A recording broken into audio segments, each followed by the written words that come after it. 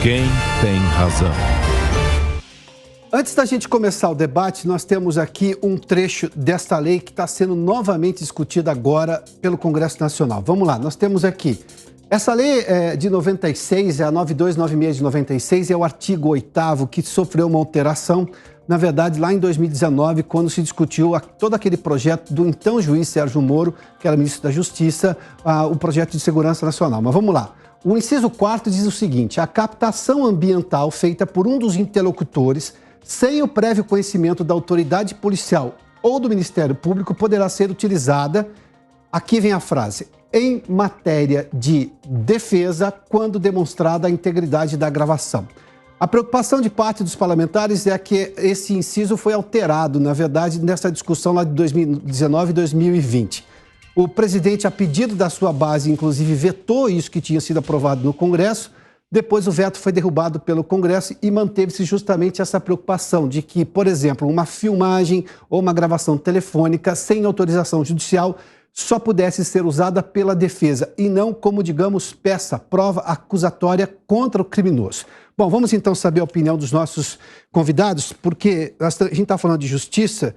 E uma coisa a gente tem aprendido recentemente é o que está escrito na lei. A outra coisa é o que o juiz pode interpretar, levando-se em conta, claro, o histórico de revisionismos de lei ou de interpretação de lei que temos tido recentemente aqui no país, sobretudo pelas cortes superiores. Bom, vamos lá. O doutor Raul Abramo Ariano está conosco. Doutor Raul, seja bem-vindo. Boa tarde ao senhor. Boa tarde, Adalberto. Muito obrigado por me receber novamente aqui. Boa tarde, doutor Leonardo. Doutor Leonardo Pantaleão, bem-vindo. Boa tarde ao senhor. Doutor Raul Abramo, eu começo... Boa tarde, um prazer mais uma vez participar do programa. Boa tarde, doutor Raul. Muito obrigado. Agora sim, com o áudio das suas boas-vindas. Obrigado mais uma vez pela gentileza. Doutor Raul Abramo, eu começo com o senhor. Qual a sua opinião? E nós estamos colocando esse tema em debate, é bom explicar o porquê. Claro que, do ponto de vista da legislação, muita gente pode entender, não, isso não é uma questão que vá preocupar. Só que sim, nós já tivemos um fenômeno no país que é a lei que pega e lei que não pega. Os senhores conhecem essa história, né? A lei existia, mas ninguém seguia e ficava por isso mesmo. Agora, nós temos um outro fenômeno. Uma coisa é o que está escrito na lei, a outra coisa é que um ministro, por exemplo, do Supremo Tribunal Federal, a pedido de um senador, de um partido nanico, vai lá, interpreta e gera uma série de inseguranças jurídicas, ou seja, o que se aprende nas escolas de direito pode não ser o que vai ser aplicado por um juiz. Na sua opinião, esta lei dá margem para isso, porque já há um pedido de alteração dela e está sendo discutido isso no Congresso Nacional novamente. Perfeito, Roberto. Bom, sim, em primeiro lugar, eu acho importante considerar que é uma prática comum do nosso legislador em matéria penal, ele atuar com uma postura reativa, né? Então, perante um caso que teve muita repercussão midiática, se acredita que a criação de novos crimes ou o recrudescimento de penas, a limitação das garantias individuais é uma saída para resolver esses conflitos, né? Se isso fosse verdade, a gente não veria os índices de criminalidade aumentando. Eu acho que essa proposta de lei, Adalberto, na minha opinião, dessa alteração, ela vai muito nesse sentido. Eu explico a razão. Na justificação dela, conta expressamente o caso do anestesista, caso gravíssimo, né, que todos conhecem muito bem, e ele seria o fundamento, a motivação casuística para a alteração de lei. Mas, na verdade, na minha percepção, a lei que existe hoje em dia, a lei que trata da interceptação, né, de comunicações, ela não veda qualquer utilização dessa prova que foi criada para o uso de uma investigação, né, para o uso da acusação. Tá? Até posso entrar no detalhe mais especificamente, mas eu entendo que é uma alteração legal que não é necessária e o mais grave porque ela se pauta em motivos que não são suficientes para que seja feita uma alteração legal. Doutor Pantaleão, qual a sua opinião? O senhor acha que esse trecho da lei, o inciso 4º do artigo 8º, né? Desta lei, que foi de 96, alterada lá em 2019, nesse projeto maior, o senhor acredita que, por exemplo, essa gravação, levando-se em conta este aspecto teórico da lei, da interpretação da lei, pode ser usado pela defesa deste médico no futuro julgamento, que tem imagens ali do estupro, enfim, ele é acusado porque isso tecnicamente é a forma que eu tenho que tratar jornalisticamente esse assunto, mas eu tenho ali uma evidência clara de que ocorreu um crime. Mas o senhor acha que isso pode atrapalhar no julgamento futuro? Piotr, eu tenho a sensação que essa discussão a respeito respeito à validade ou não desse meio de prova, é algo que não deve ganhar força perante o Poder Judiciário. E eu até ilustro a você com o seguinte, a materialização do flagrante que foi apresentada ao juiz foi exatamente essa captação, ou seja, a obtenção dessas imagens naquele centro cirúrgico.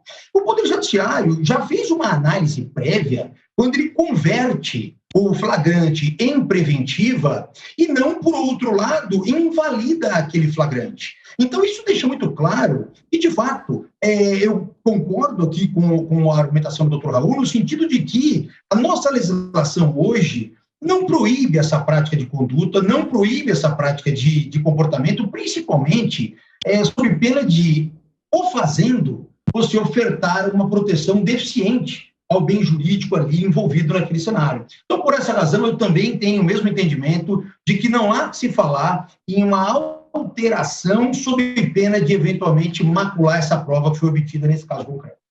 Tá, eu só vou insistir num tema porque a gente fala com muita frequência hoje no país, talvez com uma frequência muito maior do que gostaríamos, sobre processos de insegurança jurídica que estão em curso no país.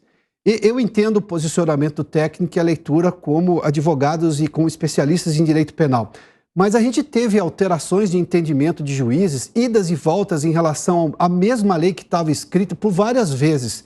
Os senhores não se preocupam com isso? Porque eu vou colocar aqui o argumento do capitão Augusto, o deputado, que é exatamente quem pediu uma mudança nessa lei para tirar todas as possibilidades de nuance de interpretação. Ele diz assim, não dá para deixar nenhum fio solto, porque se eu deixar uma linha solta ali, eu corro o risco de um juiz falar, não, mas aqui eu tenho que levar em conta esse aspecto e vai lá e absolva um caso como esse. Doutor Raul, por gentileza, eu queria que o senhor abordasse essa questão, sobretudo da insegurança jurídica e da imprevisibilidade muito maior que se tem hoje da interpretação de um juiz. Roberto, essa questão é extremamente relevante mesmo, né? Porque, como você bem pontuou, a questão da segurança jurídica, existem muitas pessoas que dizem, por exemplo, que um julgamento seria como se fosse uma roleta russa judicial, né? Você pode ir para um lado para o outro. Discordo dessa posição, não acho que existe esse nível de discricionariedade tão grande, mas, por outro lado, é natural também, né, das ciências humanas, enfim, que exija um exercício de interpretação, né? E, efetivamente, os juízes eles estão lá para fazer esse exercício, eles são legitimados para isso. Sim, muito, muito difícil, né, quando um magistrado ele toma uma interpretação que parece destoar muito da literalidade da lei, mas justamente por isso a gente também, né, tem os tribunais para fazer as correções, eventualmente o Supremo Tribunal Federal, Superior Tribunal de Justiça para fazer o controle da lei federal. Então, eu acredito que alterações que tentam dar uma conformidade muito específica ao fim que se pleiteia, né, é sempre uma proposta interessante, mas na prática ela tem que ser observada com muita cautela, para não causar exatamente o efeito oposto, né? Ou seja, se prestar apenas uma hipótese muito fechada. Então, a gente pode dizer que é um equilíbrio delicado, né? Entre a lei muito fechada, que só permite análise pontual, ou uma lei muito aberta, que a tudo permite. Então, efetivamente, é um tema complexo. Mas, de novo, a minha posição sobre essa proposta de alteração é pela desnecessidade, como muito bem colocou meu colega, já houve um juízo positivo de questões atinentes à materialidade, né? Mas também a gente tem, e eu vou ser muito breve aqui nessa explicação, a gente tem no Brasil uma diferenciação entre gravação, escuta e interceptação, né? Nesse caso, existindo uma posição de interlocutores dessas enfermeiras, ou seja, elas teriam gravado, fazendo parte daquele meio comunicativo, não exige autorização legal. Por outro lado, se entender que elas eram terceiras, ainda assim exige-se autorização legal, porque não se estava ali diante de uma situação em que há uma expectativa de privacidade por parte do médico. Ele estava colocado em um local, né, em que outras pessoas circulam, ele é restrito, mas ele é público, é diferente de você estar na sua casa, né? Uhum. Então, quando não há uma expectativa de privacidade, a lei que tutela exatamente a privacidade, ela não é incidente. Por isso, eu acho que, por ser desnecessária, a alteração não seria adequada. Doutor Pantaleão, qual a sua opinião? Eu vou só insistir porque nós temos Pois não, doutor. Pois não. É justamente porque essa questão da insegurança jurídica. Perdão pela interrupção. Na verdade, eu acho até que é muito conveniente que nós pudéssemos dar um passo atrás, antes até de enfrentar esse tema da proposta legislativa, né, dessa maior transparência do texto legal. Me parece que é relevante até não deixarmos passar à margem aqui do nosso debate uma eventual inconstitucionalidade desse dispositivo.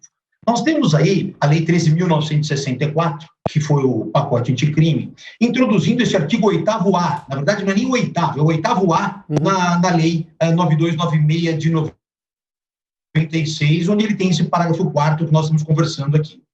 Por outro lado, se formos fazer aqui uma análise fria, me parece que a inconstitucionalidade é flagrante. E por que a inconstitucionalidade é flagrante?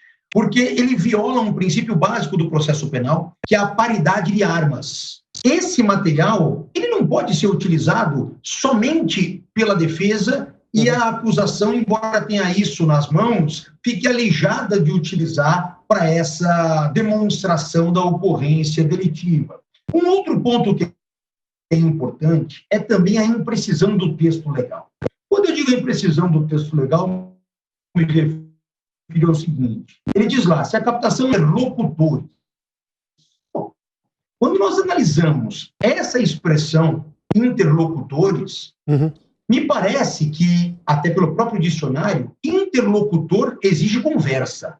E esse cenário de captação, ele está totalmente afastado, esse que nós estamos tratando, desse caso do centro cirúrgico, totalmente afastado de interlocução. Então, primeiro, eu acho que até para uma interpretação semântica, nem se enquadraria nesse cenário. Mas agora, vamos dizer, fazer um exercício aqui de mera prospecção, imaginando que se force um pouquinho a interpretação, como você bem colocou, imagine que as imagens, então, se enquadrem naquele contexto.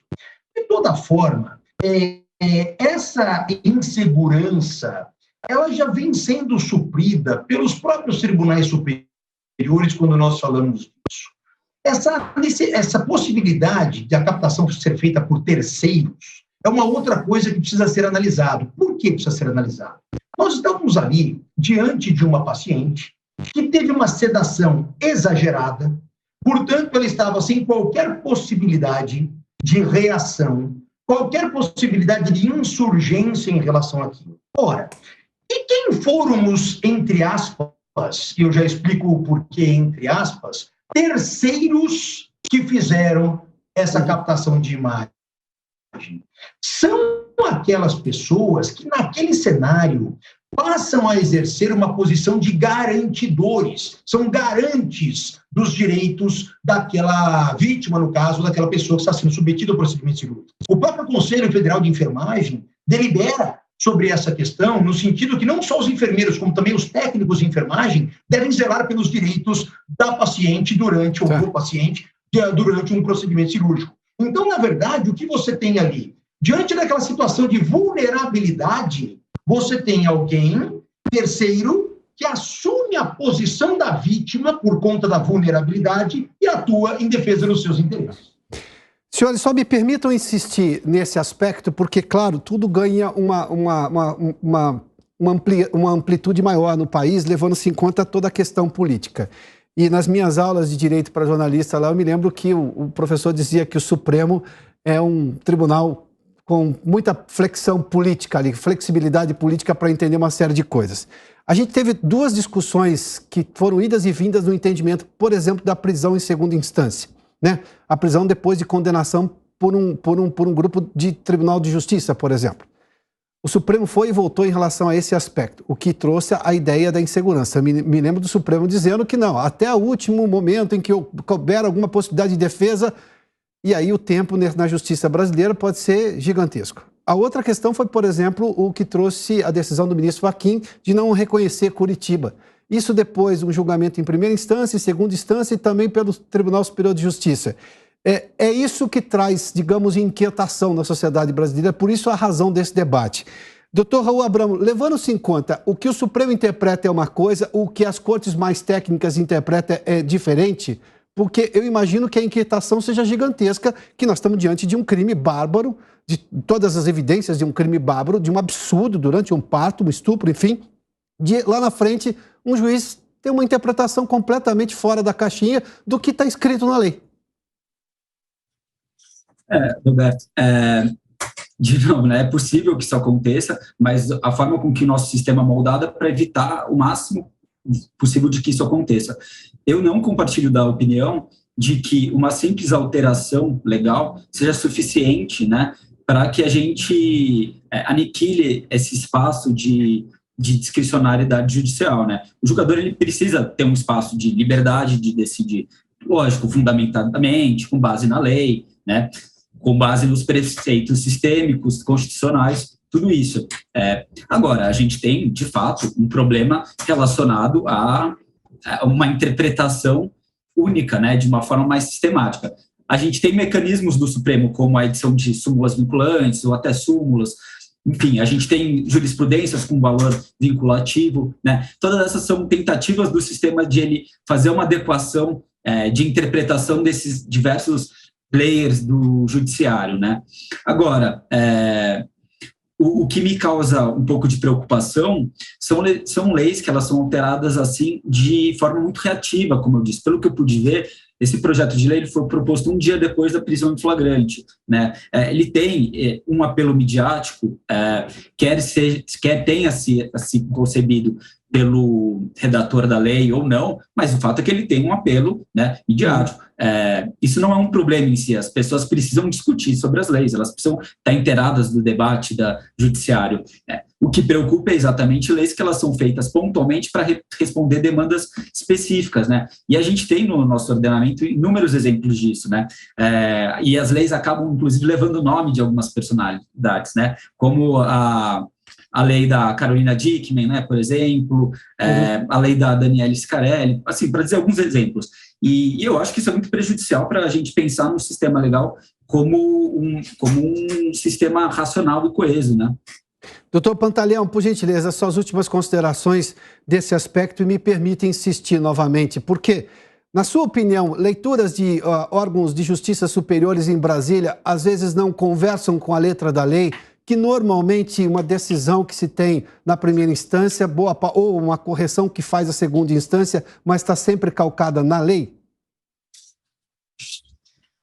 Piotr, você tem muita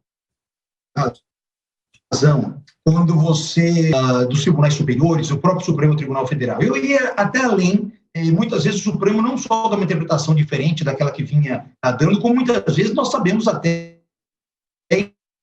entre aspas, legisla, né, em situações que nós não temos ali amparo legal, mas o Supremo acaba acomodando, criando uma situação para poder gerar determinada consequência. Agora, nenhuma interpretação, Piotr, ela pode ser feita analisando isoladamente aquele dispositivo.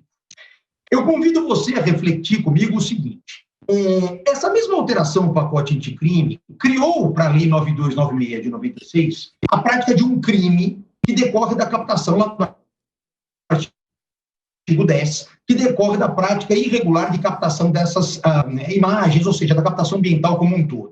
Se nós formos pensar de uma outra forma, nós vamos ter a perspectiva de chegar ao absurdo de quem praticou o crime foram as enfermeiras ao captar aquelas imagens e elas serem punidas por isso e não o autor do crime. Então, o que acontece? Quando a gente analisa essa situação, uma interpretação conjugada entre os dispositivos legais, nós concluímos que o próprio artigo 10 que criminaliza isso, ele diz: não será punido, não será considerado crime se a captação for feita por um dos interlocutores. Ora, mas alguém pode dizer, mas foi feita por terceiro. Aí eu relembro a história, não era terceiro, era um garante que se investiu na posição daquela pessoa que estava na relação para preservar o direito. Então, entendo que as perspectivas, as possibilidades de uma interpretação diferente disso, eu acho que são muito vazias e enfrentariam aí grandes problemas para poder gerar um convencimento.